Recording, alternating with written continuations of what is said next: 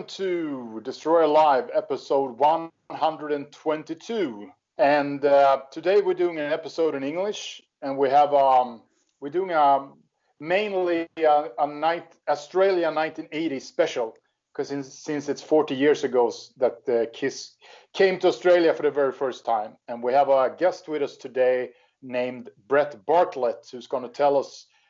He was like a teenager back in those days, and he's going to tell us a lot of stories about, what happens when KISS came to Australia. And you're going to hear it right here.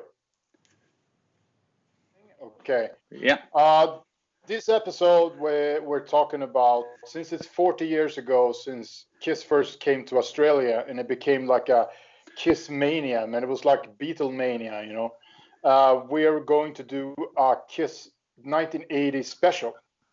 And with us, we have a guest who was actually in the middle of the whole thing, Brett from Australia. Hi. Hey, how you doing? Good. You're good. Welcome. And welcome to the DestroyerAlive podcast, the Scandinavian podcast about KISS. And we're going to talk a little bit about this whole KISS mania, our, how the way we see it, the whole 1980 tour, and the way you see the whole 1980 tour. I mean, you even met KISS, 1980, which is totally, unreal when you think about it these days. So we're going to talk about that and a lot of other things. And I just want to start a little bit that I always do with when we have guests. What year are you born? 1962. Okay, because I want to try to put you in some kind of timeline here. When did you discover KISS? When did KISS first came into your life? Probably late 76 into 77. Love Gun was my first album I bought just after its release. So okay. Other friends I was at high school, and other friends were sort of into KISS, and there was another guy who used to bring his posters to school and that type of thing. And then I think I was putting makeup on before I actually even owned any records. Oh, okay, cool. that's cool. Pretty cool. But of course, you got into the way the band looked, of course, before you heard the band, the image. Yeah. How big were they in Australia before 1980? They were around. Some of the TV shows like Countdown, and there was a couple others used to play them a fair bit. But it was 79 that was when it really took off. There was talk of a tour in like around 78 that was supposed to come out, and but for some reason that never happened. I kind of think that if that had happened, maybe they wouldn't have hit the heights that they did later. It was just the timing wasn't right. I don't know. No. Okay. It could probably be a little like Scandinavia, because in 1980 they hadn't played in Norway before, and they were huge in Norway in 1980, but they probably weren't as big in Sweden in 1980 as they had been 1 or 2 years before. Yeah, that's because right. they've played there before. Yeah, exactly. Yeah, and of course then we have to talk. Yeah, Magnus. How many bands were actually traveled to Australia in the 17? In the 70s. Yeah. Yeah. We know that ABBA was coming to Australia, but were the big band coming to Australia in the? Yeah, they were coming. David, I think Bowie and I can't, because I was sort of a bit young, so I never got to see a lot of the bands in the mid 70s. My first show was Cheap Trick in 79 on the Dream Police tour. So Okay. Cheap Trick simply because of the song Surrender, because they mentioned KISS. Yeah. That was that was a year before. That was about November or December 79. Okay. Okay. Yeah. Yeah, that's interesting. But what do you remember of? We just have to ask like this quick question, because we're from Scandinavia. What do you remember about the whole ABBA mania in like 76, 77? I mean, that was a huge deal, right? It was a big deal. Yeah, it was a big deal. Probably just as big as the KISS deal, a couple of years later. But I wasn't into ABBA, but at the time. But I sort of appreciate it more now in hindsight than what I did at the time. Because, It's interesting. Yeah. But ABBA was quite special to Australia because they actually broke in Australia before they broke anywhere else. So. Yeah. I think it was, you've probably heard Molly Meldrum on the Countdown show that did not the KISS shows. He sort of broke. He was the one that pushed ABBA in the beginning. So I don't know if they ever really cracked it that big in the US. I don't know. Yeah. No. No, they broke everywhere else after they broke in Australia. Like it was like Australia, England, and then the US. Yeah. Australia was the first, so that's really cool. If we start we can say like this, that the really first big record in Australia for KISS was that Dynasty, or Dynasty, as you say in Australia. Yeah.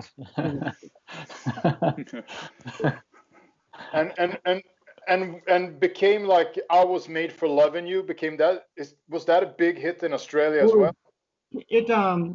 It went number one, so it was a huge hit. It was every week. It was on every weekend on the music shows. It was just constantly on all the time. You couldn't get away from it. So sort of when that came out, mid '79 or whenever that was, it was just from about that time on. It was just constant KISS, and as 1980 got closer, it just kept growing and growing and growing. Yeah, and the same thing with the merchandising then. The merchandise things start to come. Did it start to sell, merchandise already? Like they must have come like a half a year before KISS came to Australia. They started to sell this. Yeah. So the merchandise was growing a lot. Yeah, all the US stuff was coming out here. The belt buckles and all that kind of thing. I was buying that type of stuff in '78, so it was. It was building up. It was building up. Even at that point, we didn't know they were going to tour. Yeah. Yeah. How important was Countdown to building it all up? That was like the number one music show really in the country. So even though they say now that Molly Meldrum really didn't take the KISS that much, but he certainly promoted them and they were all the time. Yeah. Then he did the big special in New York with them after Eric had joined.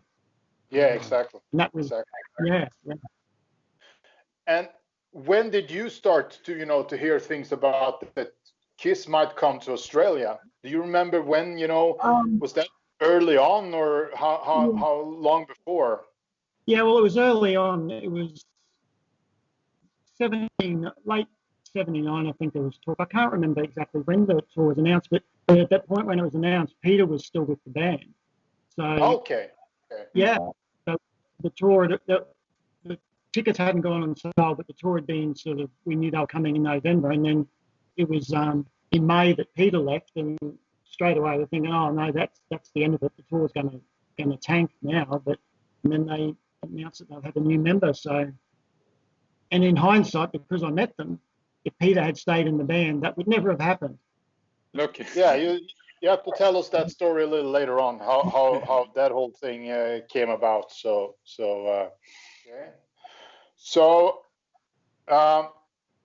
I mean, do you remember how long before were the tickets put on sale, or the whole advertising thing for the tour? Ooh. When did that came up? When did all that came up? The tickets. I'm not sure when the tickets went on sale. It was like probably 6 months before, maybe. Okay. I did know the date. I can't think of it just offhand.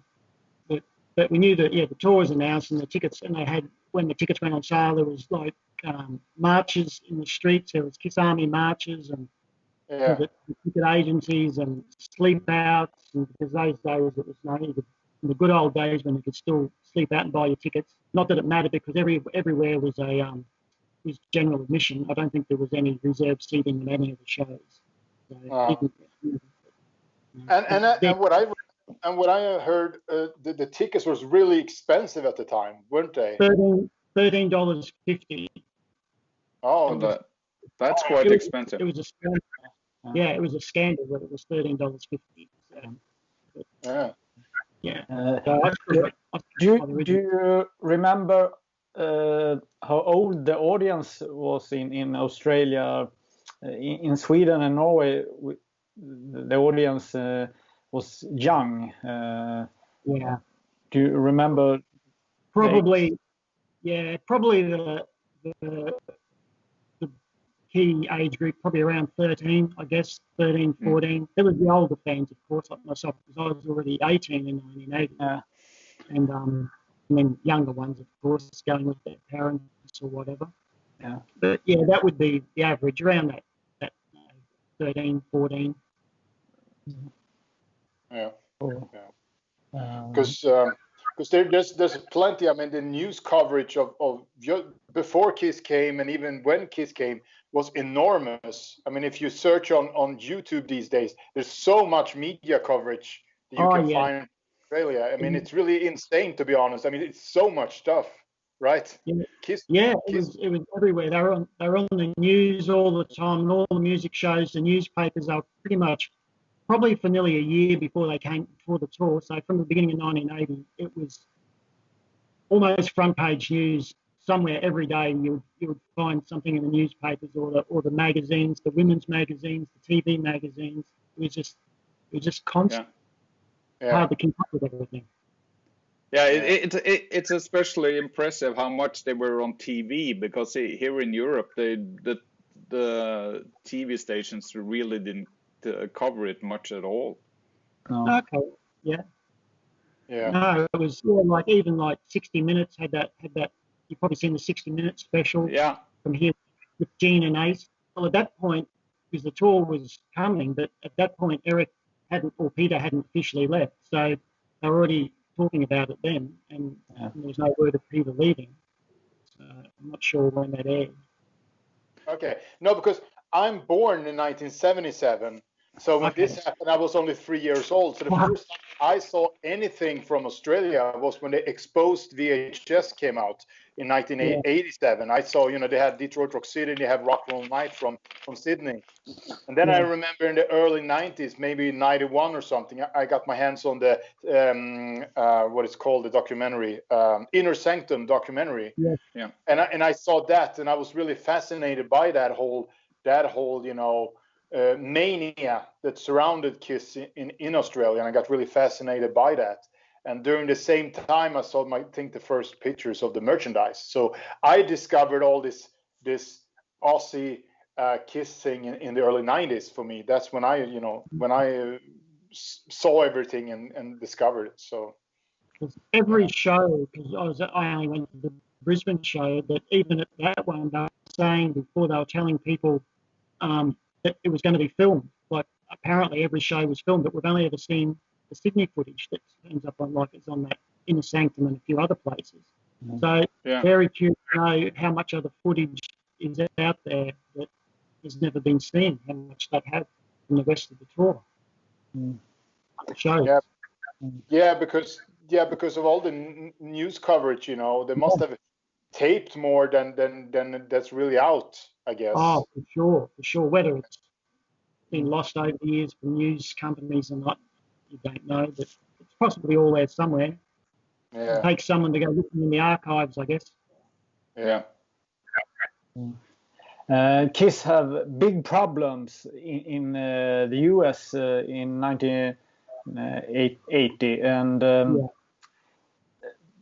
it was perfect for KISS to come to Australia and have this big of everything, if you understand what I'm trying to say. It was a completely new market, and it fit KISS pretty well in 1980, I guess, because the lack of interest in America. So they probably really didn't realise what was going to happen until they got here. I don't think they realised to what scale it was that the mania was going to be.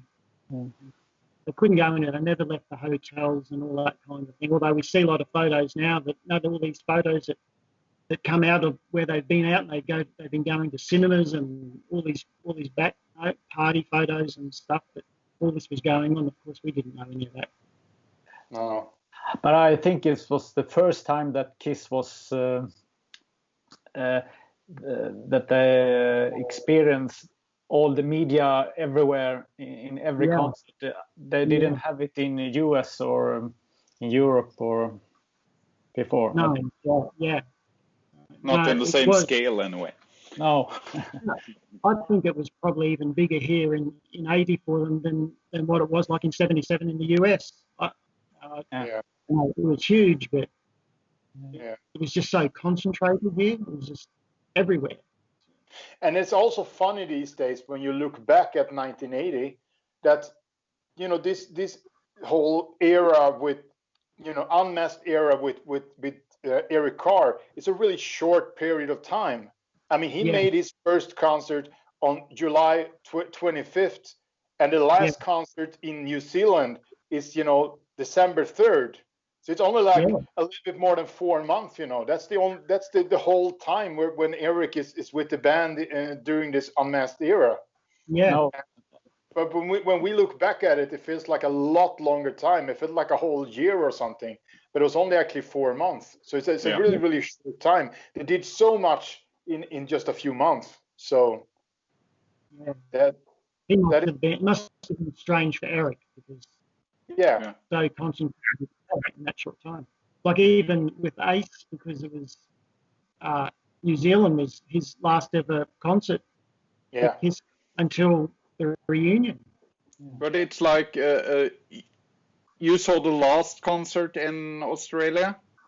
Yeah, in Brisbane. But did you hear anything about the other concerts before you saw the Brisbane concert? Only what was in the newspaper and the odd piece of footage on the news, and it was, in hindsight, it was probably a good thing, because if you would have had the internet back then, it sort of ruins the surprise. So it was all new, even though you'd heard it, you know, and you didn't have the connections with other people, in the state or whatever. So so it was just all new. Because I did a little research before this episode, and KISS actually landed in Australia on November 1st, and that's when they met everybody at the City Hall in Sydney, when there were thousands of people there. That was actually the first day. I didn't think about that until today, actually, because I'm not really familiar with all the dates and everything. But they actually went to the first day they came to Australia. They went there, and then they did that press conference in Sydney on the same day with Norman Gunston was there, and all the people that was there. So that was actually the very first day they were in Australia. Yeah. So and then they went to Perth and started. They started at the entertainment center in Perth. They started on November 8th, and then they actually did 4 nights. Yeah, 4 nights in Perth. And that was an indoor arena, so it wasn't that. I mean, it was like 8,000 people or something there each night. So that's would have been good for the people in Perth to be able to see them 4 nights in a row. But whether fans back then did that, I don't really know. Something we do now. We go to as many shows as you can, but back then I don't think you even think about it. I never, even though I was 18 at the time, I never sort of thought about jumping on a plane and going to Sydney. It just wasn't something you did. No. It was the same with concerts in Europe in the early 80s. It's like the farthest I went anywhere was to Gothenburg to see KISS, but that's just because they didn't play in Norway. Okay. Yeah. People didn't, in those days, people didn't travel far to see the band, so that was just the way it was, I guess. But they recorded the playbacks of "Is That You" and "Talk to Me" in Perth, I guess. Did they show that on TV before? Oh yeah. Yeah. Because that was recorded for Countdown. Because actually, I think the one video, I'm not sure which one it is. Might be "Is That You." In the video, if they play the same one, they alternate the KISS logo for the Countdown logo. Yeah. In the video. Yeah. So they were. But did they show that before the last concerts on the tour, or? Oh boy. I think they might. Yeah, I think they may have. I think they were shown when they played. I'm not sure now. Yeah, I don't remember what they did. I'm sure they would have played it while they were in the country. Yeah. Yeah, because that would be really good promotion for the rest of the tour. So. Do you remember your feeling when Peter was out and Eric was in? Do you remember the feeling? It was because I was a big Peter fan. We were in a lookalike group, and I was the Peter and all that. And then as soon as that came out that he'd left, it was just crushed. I thought, we're thinking this is it. The tour's not going to happen. But like I said before, in hindsight, it could have worked out the best.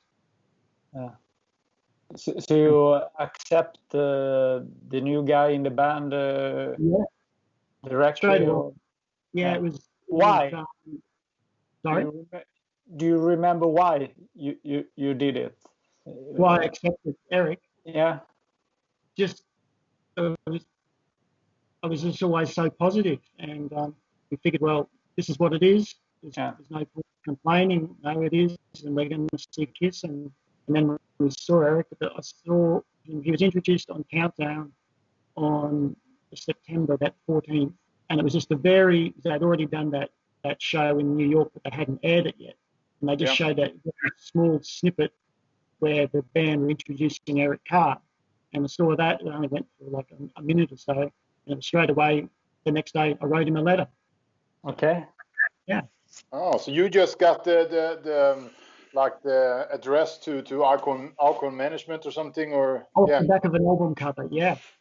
I'm never really thinking that it would get there. You don't really know whether it's going to get there or not, but it obviously did. So, yeah. Oh, and he replied to you, or? Yeah, or? He replied. August. It was August they aired that, and then the main show aired about September 14, I think, and then it was about a week or so after that, I get this letter arrives me from Rome, and I'm thinking, no, there's no return address. I'm thinking, who the hell do I know in Rome? I don't know anybody in Rome. And I open it up, and hey, it's me, Eric of KISS, and first instinct is somebody's playing a joke on me. It was postmarked Rome, and it was definitely an overseas letter. And then I realised then, reading the letter, he'd mentioned about how Ace was in stitches laughing when they did the promo stuff when Ace was out of his tree. And I realised it was correct. It was Eric, and I still don't know how my letter got to New York and then to Eric, whether it was sent on or whether they took bags of mail with them or something, and he wrote it in Rome at the Hilton and then got sent to me all within probably a few weeks. It was incredible. Oh, that's really fast for being back there. I mean, yeah. And then, of course, and in the letter he said he'd like to meet me because I'd put in a photo of himself and the other guys in this lookalike group we were doing at the time, hoping we could get a meeting with him or something. And he said, I will have to arrange a meeting with you guys. So he was the one that suggested it. But then, of course, it's how do I go about doing that? So I photocopied the letter and sent it to Countdown and TV stations and newspapers and radio stations, anyone I could think of. Okay, you've got to help me meet them. And most of the places never replied. Some said, no, we can't help. Countdown never even replied at all. And then it was actually the Australian KISS Army. They came through. It was only about 17 days or so before the show. I got a letter from the head guy, Jerry Cooper, from the KISS Army here. And he said he'd got my letter, and they were trying to arrange for me to get me backstage. And yeah. So, but I wasn't allowed to take anyone else. The other guys in the VIP, they said, no, it's just for you, nobody else. My girlfriend at the time, I tried to get her in, saying she was my sister. There was just no way they were going to let anybody else in. So, and they got in with there was some competition winners. So that was a really smart move from you to write the letter in the beginning. Well, yeah. And the arrangements weren't even finalised until like 4:30 the afternoon before. They sort of arranged with a magazine in Brisbane. I had to meet him, and he was taking these contest winners in. And when I met them, because everybody got into the show at opened the gates at 4 o'clock in the afternoon or something. But I had to meet this guy up the street outside of a hotel at 7:30 that night. Yeah. And I'm freaking out thinking, this guy doesn't show up. I'm at the back of the crowd because I haven't got in early. But he showed, and first thing he says was, you've caused us a lot of trouble, because I had a lot of trouble getting me on the list. But so that was great story. I can understand why they give Eric your letter. He was new in the band, and they want to give it a letter from fans to him, so he can feel that he's in the band. For sure. Yeah. I'm imagining, I don't know how many fan letters he was getting at that early stage, so I'm not sure. But you were writing from Australia, not from US or Europe, or Australia is special, I think. How did the meeting go? Was it really fast, or did you manage to talk to him? No, it was fairly fast. We had to meet, and we went to. They took us with our laminates and went backstage, and we had to wait somewhere. I was in with these other. Funny enough, all the kids, the people that won the competitions that they had there, they were all 13-year-old girls. No. Yeah. Probably cynical, but so we had to wait at one area, and then no one had told me to bring Eric's letter with me. I just had it with me. I was just showing people, and Big John Hart came out, and he said, "Where's the guy with the letter?" So my hands were shaking, and so luckily I took the letter with me, because I might have been thrown back out the gate, but. And he read the letter, and then we sort of went back, and we were walking behind the stage, and it was only 20 minutes or so before showtime, and it was just so surreal. And of course, those days I had a little Instamatic camera with a flash cube on top, and I didn't know what the protocol was. Are you allowed to take photos backstage? So there's so many things I could have taken, but I can still picture it walking behind the logo. Like the stage logo was up, and you're sort of seeing it from the back. And at that stage, the crowd's already chanting, "We want KISS." And it was just spine-tingling, really. And then we sort of walked around, and they had these marquees set up because it was all open air. And we had to wait. I remember seeing this one marquee had all these pinball machines in there, and then we sort of walked into this other tent, and the guys were just all standing there in a row. Eric, Paul, Ace, and Gene. I think my eyes must have popped out of my head, because Gene just sort of looked dead in my eyes, and he just looked at this real deep growling wow. I had a million things in my head what I wanted to ask him, but by that stage, the brain just goes to mush. It was so surreal. And the kids that won the competition, they got some photos. And then John Hart said, Eric, here's your boy. So I was able to go up, and I gave my camera to someone and got a photo, and Eric was saying stuff, and I was so close to him, I can still feel, almost can feel the texture of the fox fur on his coat, because I had my arm around his shoulder, and a cologne he was wearing. I'm not sure what it was, but I reckon if I smelt it today, you'd still know it. And I was so close, I was sort of looking him right close in the face. I was probably trying to see through his makeup or something, and that's when he grabbed me by the chin and turned my face and said, "Come on, look at the camera." And then it was sort of, we split up, and then Eric was sort of taken aside, and he was doing a lot of interview stuff, and we'd given some books to get, taken stuff to get signed, and I had one of the books that was sold here, and I had that, and I put all that stuff on the table, and not sure what happened then, because it was so close to, they'd sort of milled around and signing stuff, and then it was so close to showtime, I'm panicking, thinking we're going to miss the start of the show. I asked one of the security guys, because Eric had moved away, and I took another photo of Gene, Paul and Ace together, and then I went back out into the crowd, and as soon as I went through the little gate in the fence, I thought, damn it, I've forgotten to pick up the book that I got signed. Wow. A few minutes of it, I thought, no. The other kids come out, and they'd come through with all their signed stuff, and I'm thinking, oh, you're kidding me. Anyway, I did get it, because I contacted the editor of the magazine the next day with it, taking us in there, and he kept the book, and that Cool. sent me that original. Oh, that's good. Which is probably a good thing, because it poured rain during the show, so if I would have been carrying the book, there's no doubt it would have been ruined anyway. So, yeah. So, It all turned out for the best, so it's like. I thought that's the best, yeah. Yeah. What do you remember from the show? We've all seen the show, but yeah, it was just surreal. The one thing that really sticks out was when Gene was doing God of Thunder. He went up they lifted him up onto the rafters, and there was a storm brewing would have been in the east, I think. And when he's up from where I was standing, where he was up on the top of the scaffolding, there's all this lightning in the distance behind him, and it just looked so cool. Gene's up there and lightning bursting sort of off in the distance. It was just perfect. Then, of course, about 20 minutes or so before the show ended, the clouds opened up and it was pouring rain, and everyone got soaked. And from memory, they didn't come out.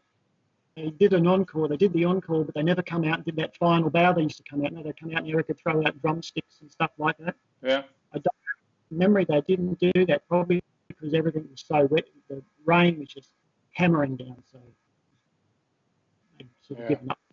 Because I did some research before this, and I know that the show in Adelaide was almost cancelled because of the heavy wind. Yes. But they went through with it, but so the weather was quite bad in Australia at the time. So well, Gene got stuck on the flying rig in Brisbane too, because now he flies straight up to the rafters. Then he somehow climbed up onto the top of the rafters, and he would fly from the left side of the stage to the right side of the stage. He got about halfway across and stopped.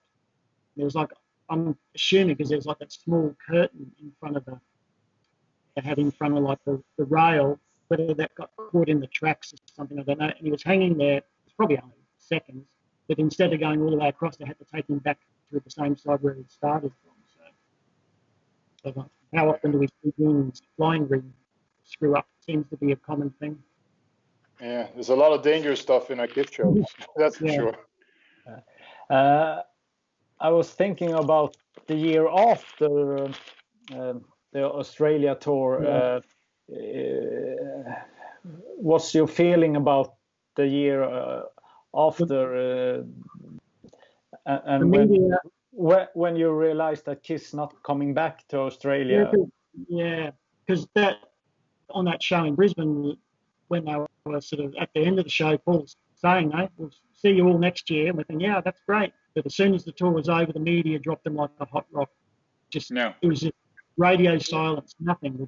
It felt like this whole mania faded out really fast, or did it?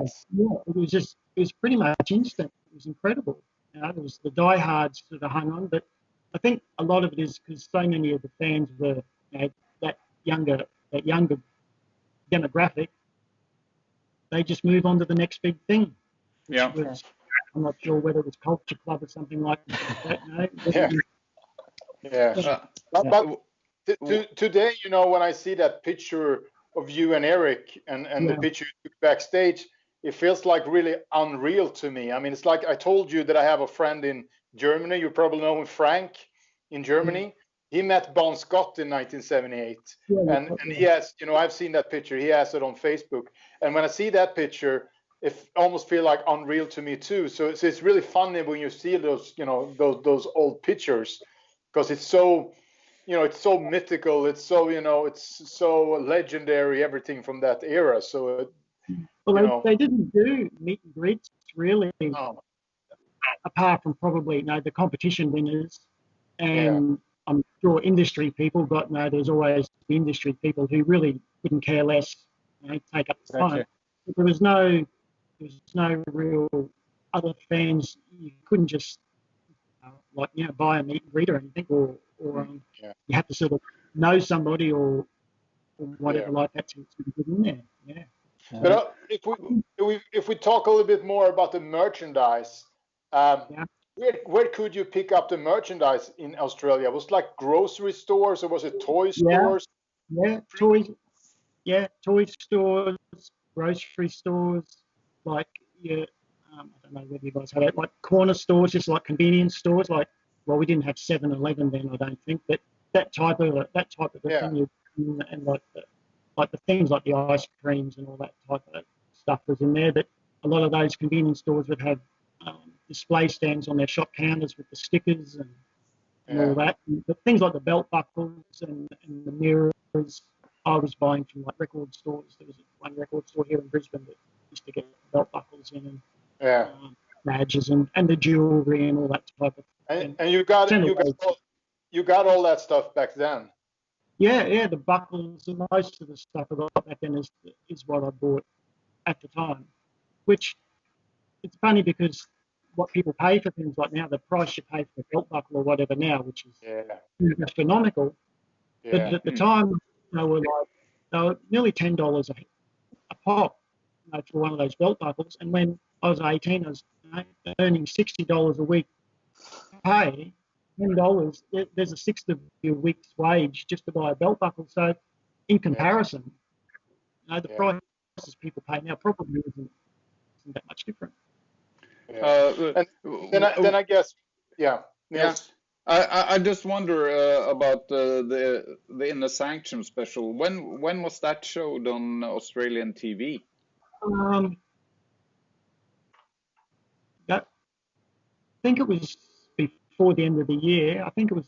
It was. Before the airing date. Yeah, I think it was. It wasn't that long after. No. No, because I think they probably went into. If you've seen the pictures, it looks like they went into the studio and to overdub things while they still were in Australia. Well, they may have done. Well, I don't know whether it was all finished before they got to Brisbane. So I think after Brisbane, they went straight to New Zealand. So I don't know about any of the downtime in Melbourne or Sydney, whether they did any of that. I don't think none of them ever come back to do anything. No.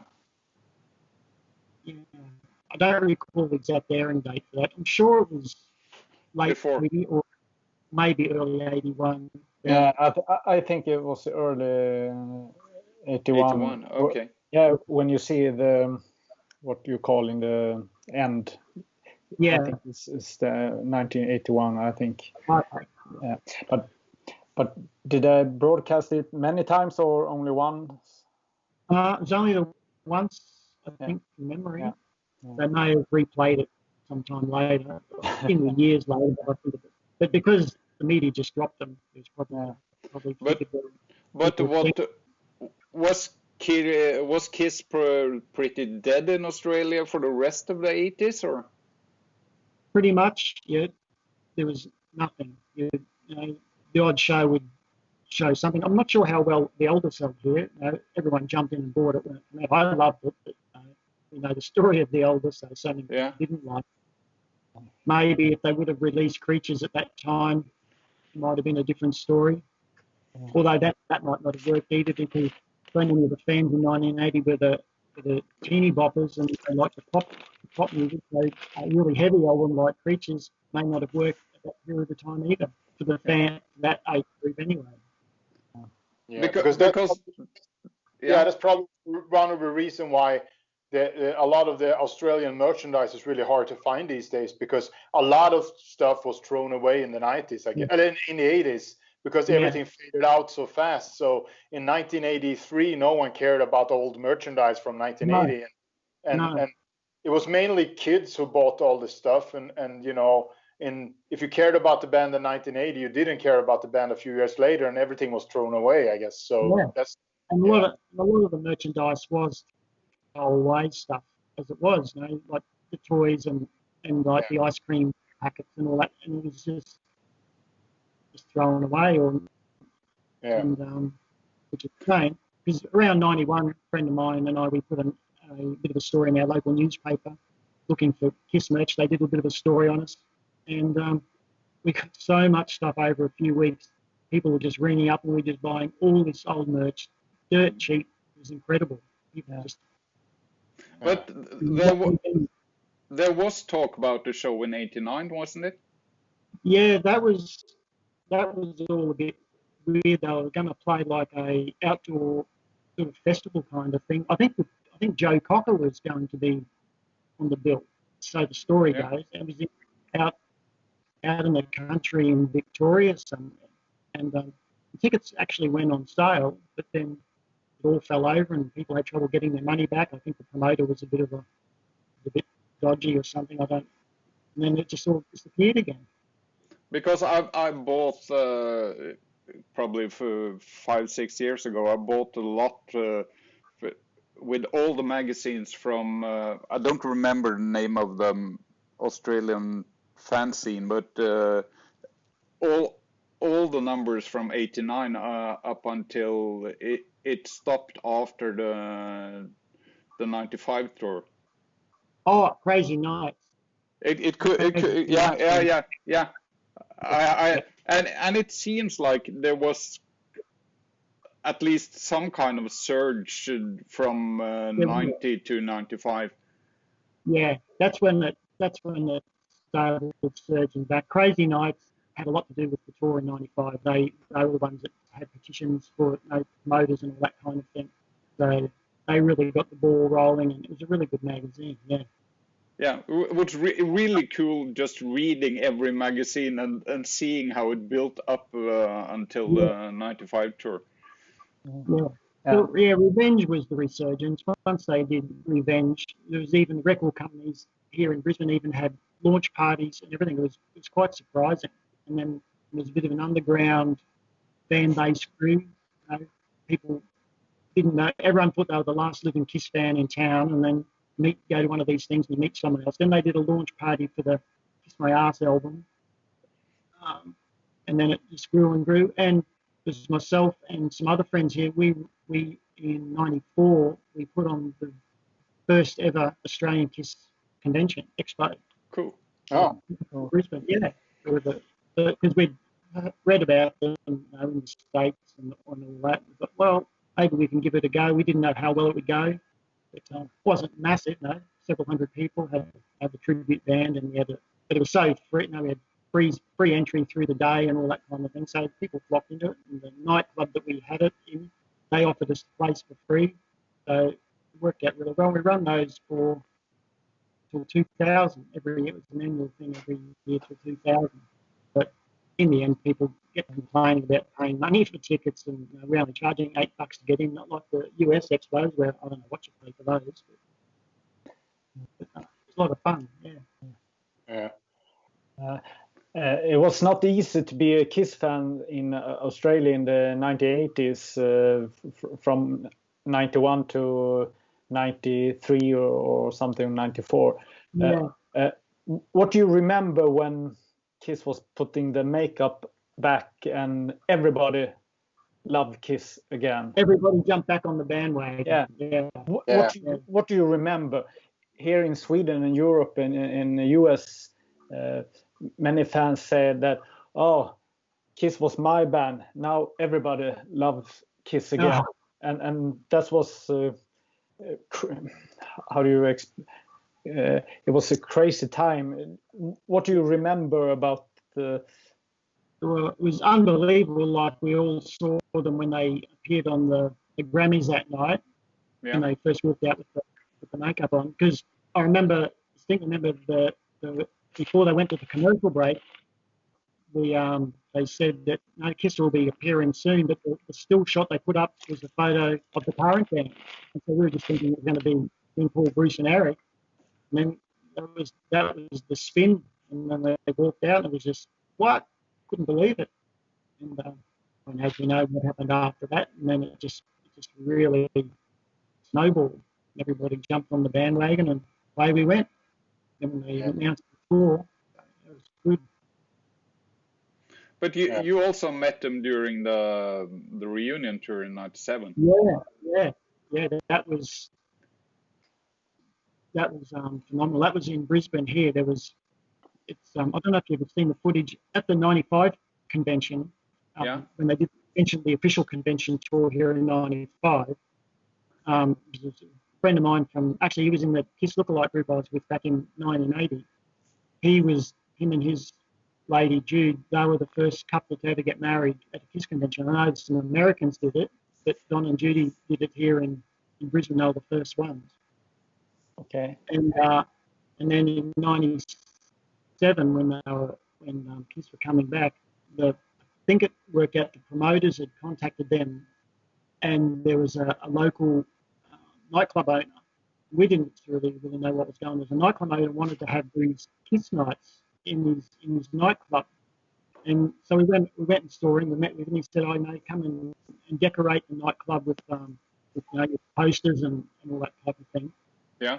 And we said, "Well, are you going to advertise?" And he said, "No advertising." And he wanted to have three of these nights in the 3 weeks leading up to when KISS were going to be in the country. Anyway, the first two never happened for whatever reason.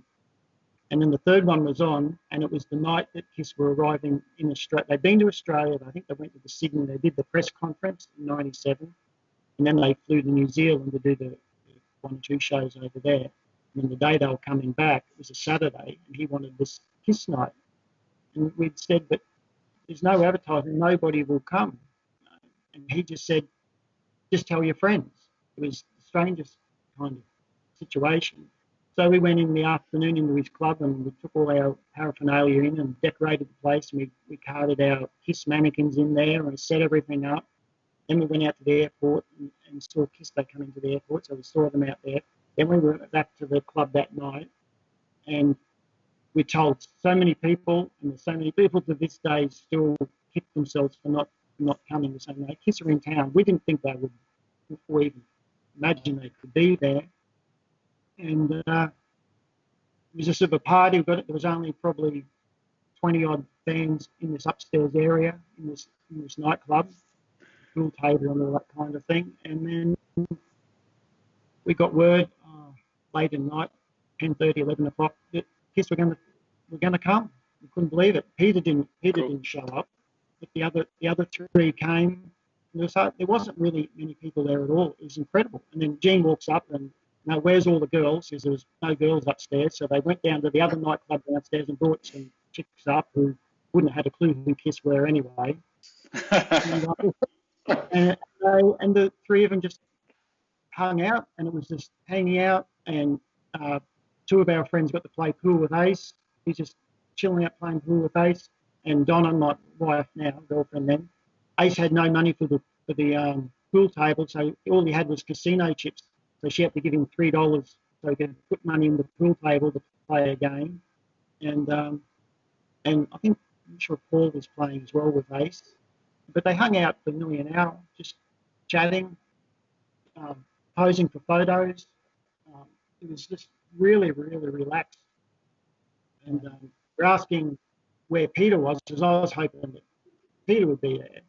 Paul says, Peter's in the tub. And we asked Ace, Peter's got the flu.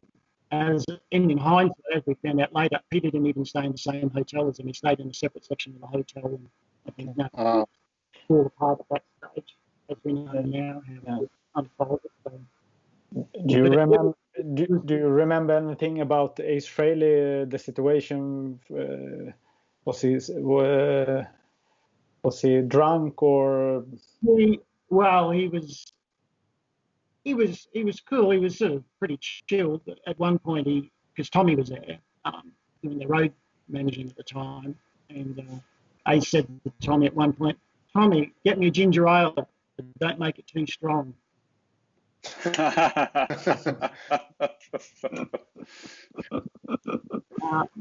Things like that. And then I remember another time, Ace, they had like music was all playing, of course, they had a DJ playing with KISS tunes, and Ace there was some stuff playing, it was like Bruce era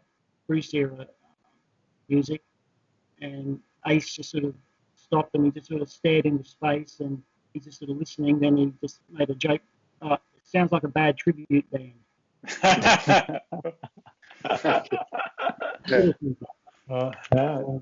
Yeah, but they were really, really cool. And they just sort of, and then they sort of left as quick as they come. They just sort of disappeared again. And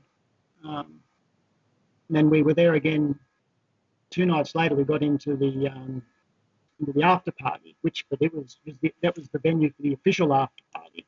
But as it turned out, that little private, we sort of figured later, it was just set up so they'd have somewhere to go on their first night in town, because it was very relaxed. But yeah, it was surreal because there was no mobile phones, of course, back then. So nobody had the only camera. There was only us and one other friend of ours actually had a real camera with us. So the only photos from that night are the photos that we took or he took. And it's funny now, we often run into people and they say, "Oh yeah, I was at that big party." You said, "No, you weren't." It's become this bit of a mythical kind of event where everybody, like they say, everyone was at KISS's first show at when they played at the Daisy or wherever. There was like 10 people. Yeah, everyone wanted they usually say at those kind of things. They usually say that 50 people walked in and 5,000 people walked out. Yeah, that's what they say, Yeah. So it was probably lucky there was not many, no phone cameras or anything back then. So yeah. But the relationship between Gene and Paul and Ace seemed quite good at the time. Yeah, they seemed to be cool. Gene was a little bit aloof that night, but still chatting. And he was another friend of ours that we used to run the conventions with. He was wearing like a bootleg convention shirt, and Gene pointed out, "That's not an original, that's not a legit shirt." And they're talking stuff about bootlegs and all that kind of thing. So just really interesting.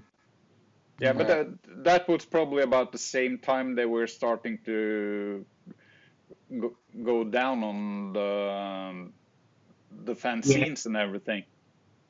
Yeah. Because they shut down some Australian fanzines, didn't they? Well, I don't know if they shut down Crazy Nights, but I think they had a bit of that cease and desist with selling merch posters and other merchandise and stuff like that. After that, in '99, after Crazy Nights shut down, we started one here called Radioactive. Yeah. And we had a really good relationship with. We'd send the copies to the band, and they'd be sending stuff back, and then questionnaires and all that kind of thing, and got to interview Gene and Paul in 2001 as a result of that backstage. And they seemed to have a lot of respect, but we always made sure that magazine was very positive and didn't give them any grief. Yeah, because I remember there was a lot of talk about. Wasn't there another Australian magazine? I seem to remember a cover with a color cover on Ace in the front of a magazine. But there was one called KISS Sacrifice. There was that one. I don't know if it was that one. I'm not sure, but no, because I remember there was some fuss about it at the time. Yeah. It was quite a rare thing that you got to experience also in 1997, because in Europe and in the US, the die-hard fans had no contact with KISS, like they had some tours before the reunion tour. If you understand what I'm trying to say. Yes. Yeah, because in '96, I mean, during the whole reunion tour, all the security, all the things were so, tight, especially in Europe. I remember. I mean, it was very hard to meet the band, and I think it loosened it up a little bit on the, Cycle Circus tour when they came back in '98 Europe. It was a little easier to meet the band. I mean, I met Gene there for the very first time in Germany on that tour, and it was a little bit easier. But in '96, '97 was pretty much impossible to meet them. So they've always been a bit more relaxed in Australia. It seems they seem to be a bit more accessible for some reason. I don't know what it is. At hotels, whatever, they would just hang out and stuff. It's always been that way. So we've been kind of lucky. I don't know whether because we're a smaller country, they just feel more relaxed, or it's just the people or whatever. You're more laid back. Maybe. But KISS, the 1996 was a fantastic year for KISS. They had the best US tour ever and the best Europe tour ever, and then they come to Australia. So life was good, I think, when Australia fans. Have you talked about the 1980 tour after? Do you have any meeting or talk about the experience from the tour in 1980? In the 80s or in the 90s, and talk. I meet Eric Carr, and what do you understand what I'm trying to say? I always tell the story, but I think I put my photo, sent it into a few magazines at different times in 1980, and it's funny because when we first met Eric Carr's parents back in '97, soon it showed Eric's dad the photo, and he said he knew that photo. It had been I had it put in, I think it was '88. It was an American magazine, and you could send photos in, and it was KISS Starline KISS Tribute magazine, and it sort of appeared in there. Yeah. And then it was ended up on the Eric Carr Tale of the Fox DVD. Yeah. I really can't even remember how that came about. I must have just seen still magazines, there's no internet, so I must have just seen an ad in a magazine asking for people to send photos or whatever, and I just sent that away to them. And then it ended up on the DVD. I couldn't believe it when I saw it. It was really cool. Have you ever kicked yourself? Did you ever try to get a picture with the whole band in 1980? Did you ever think of that? Well, the photo with Eric is actually a cropped photo, because in that whole photo, Gene was out of the shot. He was just off to the side, but Ace and shot. But there's a couple of the kids that had won the competition. They were sort of still standing there, so they're in the way. So I never managed to get a photo with the whole band. It was just, as you know, everything's so quick, and my head was spinning, I can understand that. I've never ever been backstage at any. It's only my second major concert I've ever been to, and I've never been backstage at a concert before, so you don't really know what you can do, what you can't do, and again, it was like 15, 20 minutes before showtime, so everything was pretty rushed. Yeah, it would have been cool to get a single photo with the band, but you get what you get at the time. Yeah, sure. And it was a different time than now anyway. So it's like today you know what you probably can get. Yeah. It's a lot different these days. So and as you say before, in these days everybody walk around with cameras on them all the time. So everything is a lot different, and you can just film and take photos all the time if you like. So it is very different. Yeah. It would have been cool to be able to take more photos, but of course back then you're using a camera that only has a set amount of photos on it. Now then you've got to change your film over, so you little flash cubes on top with 4 flashes, so you don't want to waste any photos, and you had to try and take photos of them. Yeah, well, you were just satisfied that you got a good shot. It's like I guess you were nervous before you saw how it came out.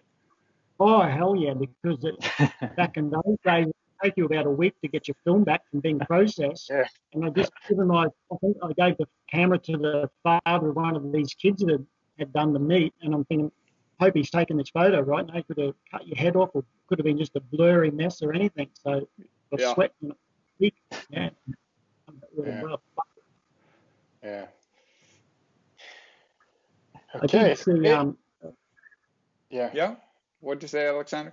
I was just saying, backstage that I was looking out for whoever else you might see. I never saw Bill O'Coin, but I did see Tracy Wallace, the penthouse pet who Paul was flying with on the Australian tour. Yeah, she was around backstage wearing the same green leather jumpsuit she was wearing on the front of the magazine. But in Hong Kong, why the hell didn't I get a photo with her or talk? But it's a bit of a blur. Yeah, but at least you got that one iconic photo. That's the most important of it all.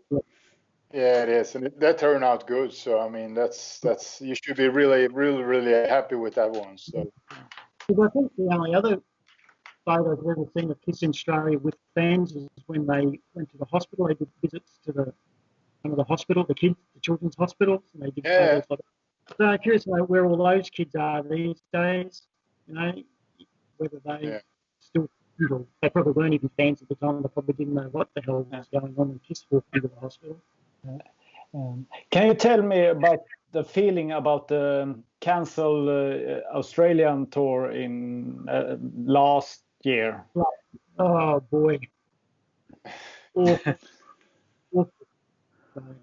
Yeah, like 4 days before, it was just devastating. We had said that Paul was sick, and we were thinking, then they moved a couple of the dates around, and then it was just bam, gone. And how many shows you? I always had tickets to 5 shows, 2 in Melbourne, Sydney, Brisbane. It was 5 shows. And of course, it was so close to the date, couldn't get hotel refunds and flights, so we still had to go to Melbourne and Sydney. And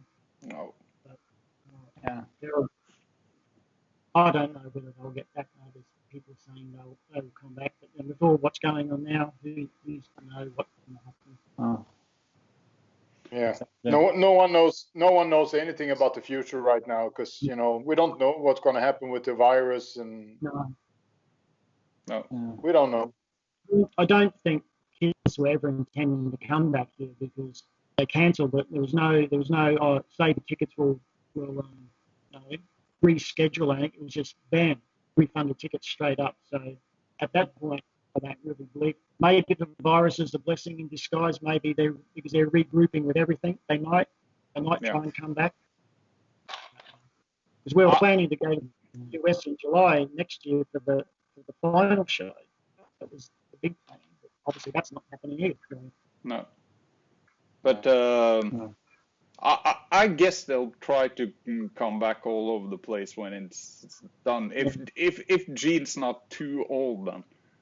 Well, yeah, that's the thing, isn't it? How long do they put it all on hold for, really? That's actually a good question, because everybody gets older, and I mean Gene is the oldest guy in the band right now, and if you look at him, I mean he's not in that he's not in that good shape anymore, and he's really after the shows he's totally exhausted, so I mean it's this virus thing that that everything gets pushed forward, the tours and everything, it's not good for him, because he's just getting older. So we have to wait and see what's going to happen, actually. Yeah. I guess they're in good faith sort of postponing shows, but who knows, at the end of the day, if it drags on too much longer, we might get a couple of shows. They might do okay, that's it. Here's a couple of shows, New York or LA or wherever, and call it quits. We'll have to wait and see. Yeah, we'll wait and see. Yeah. So maybe it's time to wrap this up. But a lot of interesting stuff. Yeah.